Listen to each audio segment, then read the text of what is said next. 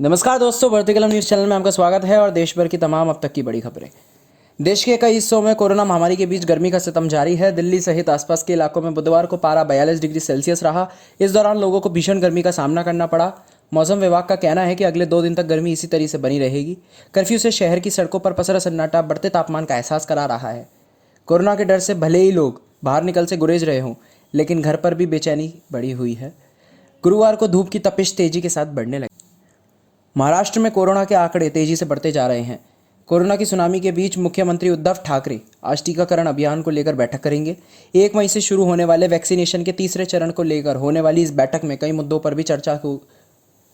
बता दें कि कोविड टीकाकरण के तीसरे चरण में 18 साल से ऊपर के सभी लोगों को कोविड का टीका लगवाया जाएगा। राज्य में टीकाकरण अभियान के अलावा जिलाधिकारियों के साथ भी सीएम ठाकरे की मीटिंग होगी। जिला कलेक्टरों और मंडल आयुक्तों के साथ बैठक में कोरोना के मौजूदा हालात पर चर्चा होनी है। उत्तर प्रदेश में त्रिस्तरीय पंचायत चुनाव के चौथे और आखिरी चरण के चुनाव के लिए राज्य निर्वाचन मुस्तैद बना हुआ है। 17 जिलों में हो रहे चुनाव के लिए पोलिंग पार्टियां तैनात है। इस फेज में कुल 19,035 मतदान केंद्रों पर वोटिंग जारी है। इस चरण के 17 जनपदों में 738 जिला पंचायत वार्ड के जिला पंचायत सदस्य के लिए 85,408 प्रत्याशी मैदान में हैं। इसी तरह 17 जिलों में 14,111 ग्राम पंचायत के प्रधान पद के लिए 1,14,400 उम्मीदवार मैदान में हैं।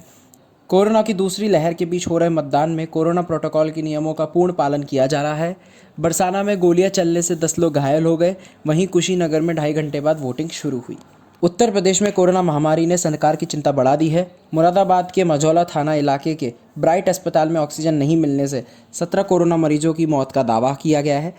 इसकी सूचना मिलते ही मरीजों के परिजन अस्पताल के गेट पर पहुंचकर हंगामा शुरू कर देते हैं। परिजनों का आरोप है कि अस्पताल प्रशासन ने मरीजों को ऑक्सीजन उपलब्ध नहीं करवाया, इससे उनकी जान चली गई। हालांकि तमाम आरोपों के बीच अस्पताल प्रशासन और पुलिस अधिकारी कुछ बोलने से बच रहे हैं। दिल्ली में कोरोना महामारी की दूसरी लहर का प्रकोप जारी है। कोरोना संक्रमण के अस्पतालों पर ऑक्सीजन और बेड का दबाव बढ़ता जा रहा है। कोरोना का देखते हुए मुख्यमंत्री अरविंद केजरीवाल ने आज एक अहम बैठक बुलाई है। इस मीटिंग में दिल्ली के स्वास्थ्य मंत्री सत्येंद्र जैन और प्रशासनिक अधिकारी भी हिस्सा ले रहे हैं। इससे पहले बढ़ते संक्रमण को रोकने के लिए सीएम केजरीवाल ने बुधवार को वरिष्ठ अधिकारियों के साथ एक उच्च स्तरीय बैठक की। इस दौरान उन्होंने अधिकारियों को जल्द अस्पतालों में बेड और ऑक्सीजन सप्लाई की आपूर्ति करने के निर्देश भी दिए हैं। कोरोना महामारी को मात देने के लिए भारत के लिए दुनिया के कई देश आगे हैं। भारत में महामारी के इस आपदा के दौरान मदद के लिए गूगल, एप्पल, अमेजन, माइक्रोसॉफ्ट सहित कई अन्य एमएनसीज भी सामने आई हैं। इस मदद में oxygen concentrator, oxygen suppliers, remdesivir समेत तमाम आवश्यक मेडिकल उपकरण की भी सप्लाई भेजी जा रही है। दुनिया के कई देशों ने कोरोना संकट से निजात दिलाने के लिए भारत की तरफ मदद का हाथ बढ़ाया है। सऊदी अरब, यूएई, यूके, रूस, अमेरिका सहित अनेक 20 से अधिक देशों ने सहायता के लिए भारत की तरफ हाथ बढ़ाए हैं। कोरोना के कारण उपजे संकट के मद्देनज़र केंद्र की नरेंद्र मोदी सरकार अब विदेशी मीडिया के निशाने पर है। ब्रिटेन के गार्जियन वीकली से लेकर चीन के ग्लोबल टाइम्स अखबार तक में भारत सुर्खियां बटोर रहा है। यहाँ तक कि पड़ोसी मुल्क बांग्लादेश के मीडिया में धधकती चिताओं से अंगारों की तस्वीरों के साथ टिप्पणियाँ की जा रही है। अब फ्रांस के अखबार मॉन्डे ने लिखा है कि भारत की मौजूदा कोविड त्रासदी के लिए दोषी बातों में सियासत की हेकड़ी भी शामिल है। अखबार ने भारत के अस्पतालों और शमशानों के मंजर का चित्रण किया है।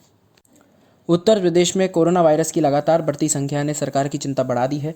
कोरोना के प्रकोप को देखते हुए मुख्यमंत्री योगी आदित्यनाथ ने इस पर अंकुश लगाने के लिए कर्फ्यू की समाप्ति बढ़ा दी है। प्रदेश में अब शुक्रवार रात 8 बजे से मंगलवार सुबह 7 बजे तक पाबंदी रहेगी।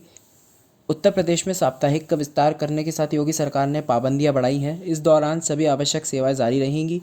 बेवजह घर से बाहर घूमने वालों पर योगी सरकार ने सख्त कार्रवाई के निर्देश। आईपीएल 2021 के 14वें सीजन के 24वें मुकाबले में आरआर और एमआई के बीच गुरुवार को कांटे का मुकाबला होगा। दिल्ली के अरुण जेटली स्टेडियम में खेले जाने वाला ये डबल हेडर का पहला मैच होगा।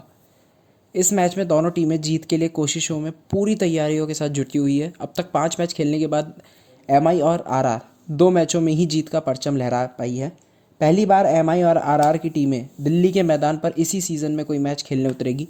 मुंबई की टीम बेहतर रन रेट की वजह से चौथे नंबर पर है, वहीं आरआर की टीम अंक तालिका में 7वें पायदान पर है। आईपीएल के 14वें सीजन का 25वां मैच गुरुवार को डीडी और केकेआर के बीच होगा।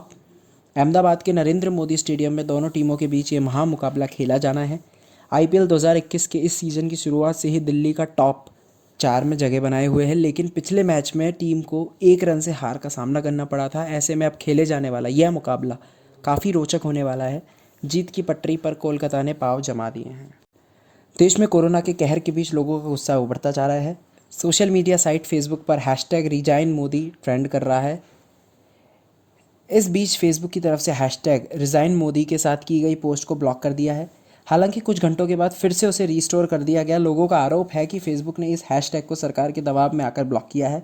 फेसबुक ने इस पर सफाई दी है कि इस हैशटैग को गलती से ब्लॉक कर दिया गया था, ऐसे केंद्र के कहने पर नहीं किया गया था। बता दें कि देश में कोरोना के बढ़ते मामलों से अस्पतालों में बेड और ऑक्सीजन की किल्लत मची है। ऐसे में कई मरीजों की जान सांसद में होने से लोगों का गुस्सा अब सोशल मीडिया का ट्रेंड बन रहा है।